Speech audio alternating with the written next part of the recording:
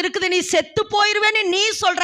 ஆனா நான் சொல்றேன், இல்ல இல்ல, நீ சாக மாட்ட, சாவாமல் பிழைத்திருந்து கர்த்தருடைய வார்த்தையை நீ விவரிப்பாய் என்று நான் உனக்கு சொல்றேன்.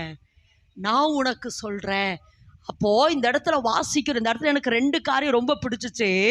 மரணத்தை தடுக்கிறதுக்கு, சொல்லுங்க, மரணத்தை தடுக்க, மரண ஆவியை, அது மரணத்தில் இருக்கிற, மரண விளிம்பில் இருக்கிற, அல்லது நான் செத்து போகணும்னு சொல்லி நினைச்சிருக்கிற அந்த மகளுக்காக வாழ்க்கை கொடுக்க தேவன் எலியாவை அங்கே அனுப்பினார் அப்படின்னு